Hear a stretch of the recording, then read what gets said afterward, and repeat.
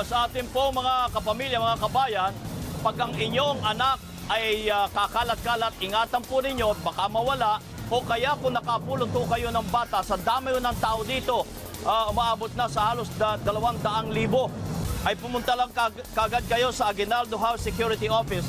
Andun lang ho sa Bukana, yung yari sa Pawid na bahay at yung Tourist Police Unit. Huwag ho kayo maghahanap ng pulis. Wala hong pulis dito. Wala hong nag-iikot na pulis dito, samantalang umaabot ng 200,000 ang ngayon ay narito po sa Luneta. Samantala, dagsa naman ang mga pamilya din at turista sa Tagaytay para magpalamig ngayong bagong taon. At sa dami po na nagpunta doon, halos wala nang galawan ang traffic sa Tagaytay, Calamba Road.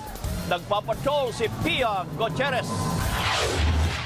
Puno ang Tagaytay ng mga pamilyang gusto mag-extend ng kasiyahan ngayong bagong taon. Sa mga pasyalan, patok ang picnic grove sa Barangay Sungay dahil sa dami ng pwedeng gawin.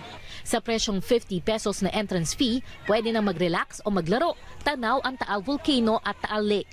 Pwede rin mag-food trip, mag-shopping o mag-zipline. Para kay Aling Carmelita, iba talaga ang bonding kapag kasama ang pamilya tuwing mga espesyal na okasyon. Ang iba naman, diretso muna sa mga sikat na bulaluhan para humigop ng mainit na sabaw. Tamang-tama para sa malamig na klima ng Tagaytay. Yun nga lang sa dami ng mga turistang nagsipag-akyatan ngayong araw, halos walang galawan ng traffic sa Tagaytay Calamba Road. Tuloy ang ilang mga motorista, oras ang binilang na ipit sa kalsada. Mga 3 hours na siguro. 3 hours na? 3 hours na. Paano yung mga bata, hindi naman na... Hindi naman, may bago kami pagkain. Ang iba, nagdesisyon ng iwan ang kanilang mga sasakyan at maglakad na lang. Andun po yung sasakyan namin dulo na. Lakad na lang po kami. Happy New Year na lang! Sakit pang tuhod ko, naglakad pa. Kaya okay na lang, basta nakapunta lang kami dito. Dahil ng umaga. Ngayon, alas 4 na, di ba? Hindi na kami kumain. Gusto na kami makaihi, hindi pa kami makaihi.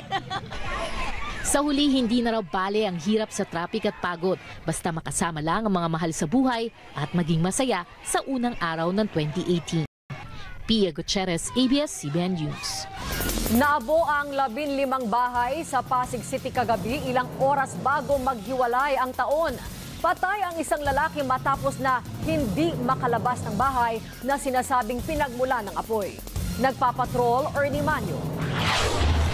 Hindi fireworks kundi mga bahay ang nagliyab sa Katarungan Village, Barangay Canyogan, Pasig City mag-alas 11 kagabi. Dikit-dikit ang mga bahay kaya kumalat kagad ang apoy. Nanlumo si Mang Arnel nang makitang sunog na ang kanyang tindahan, ang tanging pinagkukunan nila ng kabuhayan. Wala na, yan lang ang natira, yung mga gamit sa taas, ubos. Aminado namang nataranta si Aling Erlinda nang gisingin siya ng kapitbahay nang magsimula ng apoy. Sabi niya, Linda, binuksan ko yung pinto, may usok nang pumasok sa amin. Baba na kami. Hindi ko alam kung ano pong kukunin ko. Naisip ko yung requirement ng mga anak ko. Kinuha ko, naiwan pa bisipon, ginapang ko pa puno sa taas. Sa bahay na inuupahan ng isang Elmer Lanyora, sinasabing nagmula ang sunog. Hindi ito nakalabas ng bahay at namatay.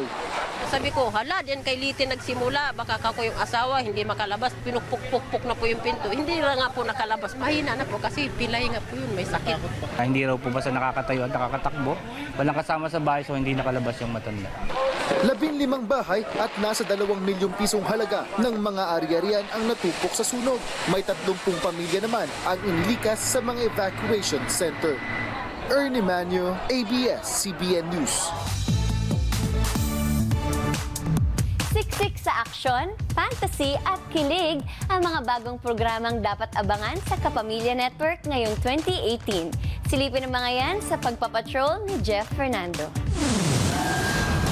Kwento ng pagbangon, ng paghihiganti, ng pag-ibig at ng isang lahi. Pasili pa lang, bigati na ang 4 na naglalakihang teleserye ng Kapamilya Network ngayong 2018. Una sa listahan ng asintado, tampok ang kakaibang Julia Montes na makakalaban ang sariling kapatid. Nagagampanan ni Shaina Magdayaw. Dahil sa isang aksidente, malalaman kung bakit gustong maghiganti ng karakter ni Shaina sa papel ni Julia. More of suspense, drama, and syempre may love story and family drama pa rin to. Pero ibang Julia Montes yung makikita dito. Makakatambal ni Julia si Aljur Abrenica. Samahan pa ng mas malakas na suporta nina Lorna Tolentino at Paula Avellino. Siksik din sa aksyon ng The Blood Sisters. Sexy ang transformation ni Erich Gonzalez. Lalo't hindi isa, hindi dalawa, kundi 3 ang gagampanan niyang karakter. Sina Agatha, Erica at Carrie. Dugo laban sa dugo. Feel good at nakakakilig naman ang Sana Dalawa ang Puso. Reunion project ng tambalang Jody Santa Maria at Richard Yap. Pero kakaiba dahil kasama na sa eksena si Robin Padilla. Pero nakakaintriga din kung bakit tila dalawa ang karakter ni Jody. Kinausap ko kagad si Sir Chip kasi ayoko nang tagahanga ako ng dalawang yun doon sa show nila siyempre, papasok ako, may papasok na malisyoso, di ba? Medyo iba din ang dating, no? Di rin mawawala ang fantaserye. Bibida sina Liza Soberano at Enrique Gil Sabagani. Humanga ang maraming netizens sa kakaibang look ng Liz Ken at ang pinaghandaang costumes at props. Jeff Fernando, ABS-CBN News. At yan po ang mga balitang nakalap sa aming malawak na pagpapatrol. Sa ating malasakit sa isa't isa, maihahatid natin ang pag-asa. Happy New Year, kapamilya! Sana po ay mas maging masaya, mapayapa at maligaya ang ating 2018. Thanks, Kimi! Thank you! Salamat sa iyo lahat! Happy New Year! At live na live mula dito sa Rizal Park, Luneta. Marami pong salamat at